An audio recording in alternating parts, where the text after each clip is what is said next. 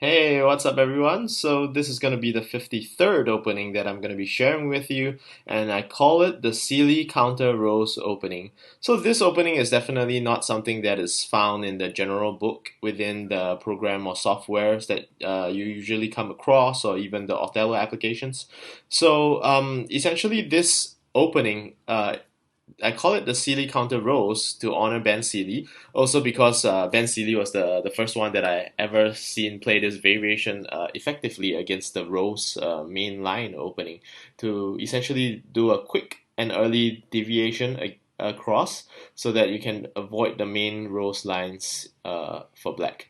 So this essentially is a very good counter in my opinion, and I have been using it. So I'm going to be sharing with you some of the tips and tricks for this opening, and why it's generally quite useful. So let's run through the sequence first. It's F5, D6, which is essentially the usual lead up to the rose opening. C5, F4, E3, and C6, D3. So up till this point, F6 and e6 up to this point is a standard rose opening, and of course if you were to play the d7, it would essentially give very a lot of options for black to play either the standard rose variation, a few configurations to the right, and then maybe a rotating flat opening, or maybe a green berg opening to e7.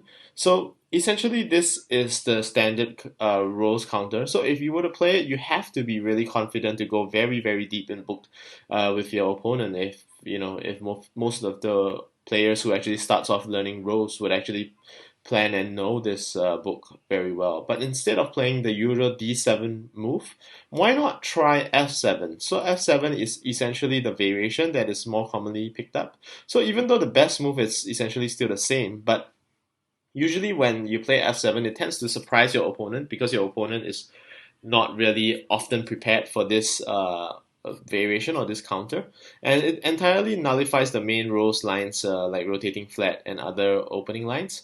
So, and the usual play out result, one of its main strength is that it looks very bad in the mid game, or even all the way to the end game. It looks really deceptively bad for white, but essentially white, as long as you play the right moves, you're actually able to turn the tables around and play very good lines to actually play win lines that look like they're losing, but actually, it may give black a false confidence that they're winning. So, one of the disadvantages is that you reduce the advantage that you get. You sort of give a handicap, and it's generally difficult to follow up, perhaps, and you have to go really deep in book. So after you play f7, the typical response is that if the opponent knows the book, he would play g3, and then you would go to c4. Assuming he knows the book, he cuts down to e7 to penetrate this long four disc uh, group over here, and then he penetrates, and you just go to the center. And then if he plays to d7, which is probably more often than not, this is what I see. You can play c8 to attempt to actually capture this edge to the bottom. And of course, your opponent tends to play d8 to feed off the edge. But this is not. I mean, the usual best opening. I mean, the usual best move tends to be e8. But in fact, over here, it's a little counterintuitive. You have to play f8, feed the inner edge, and then wrap around to grab c7. So essentially, even though in general, if black establishes this inner edge, it tends to be to their advantage. But in actual fact, this in the following continuation, both to the left and the right, the existence of these two discs to d8 and e8 tends to form a poison sequence for black. So it does look deceptively bad for white, but in actual fact, it opens up a lot of possibilities for white to actually continue.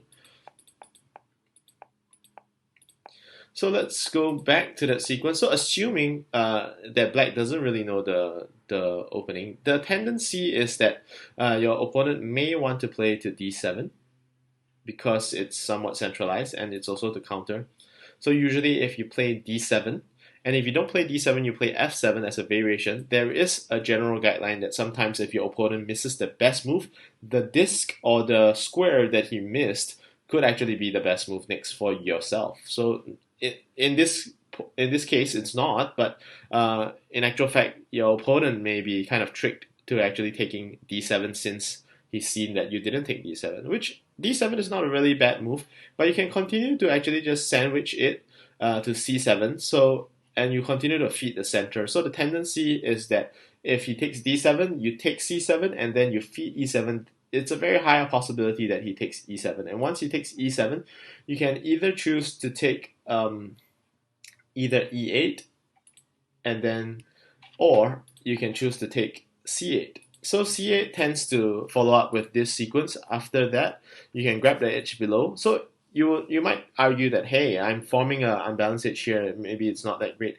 But if he does feed off this edge, you will capture the edge. So after this, when black plays to b6, which is the general response, a good response might also mean b5, where you play like a checkerboarding sequence where you control this vertical row over here and you control this diagonal row, and you kind of force an early X square to your opponent to be played. And if he doesn't play and he plays something like this, you can continue to grab the edge and still control. So the main thing over here that kind of tricks your opponent into an out of position kind of situation is that this edge, I mean this vertical row and this diagonal row is controlled, and black would love to play here, but is unable to play this and would have to try to look for access.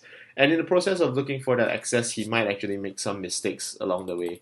So let's say if black didn't play to f8, more often than not, I see players countering this opening by playing b6. And if your opponent plays b6, even b5 over here could be a possible follow-up as well. And if he doesn't play b6, and let's say he plays g3, then you can just do a quick checkerboard to b5, and then you realize that he's kind of put out of position. If he takes b6, you can grab this, and you continue to control this diagonal row, and you tend to force him out of position by gaining a few tempos in the center. So this is kind of like the usefulness of this opening. And if he didn't play this, and if he plays b4, the response is very easy for you to just form a cross, jump into the center. And if he takes the edge, you can play an easy, quiet move against this entire row of discs and essentially force him to an X square, or if he's playing safe, he would play here. Then you can just kind of establish that inner edge and just move into the center, into the pockets of spaces that black has created in this shape. So that essentially is the Seeley Counter Rose opening, and I think, personally, I would feel that this opening is extremely useful and generally quite effective against Rose opening users. So yeah, if you have the opportunity, give it a shot, see if it suits you, and let me know in the comments if this opening has helped you. So thank you for joining me once again, and I'll see you in the next video.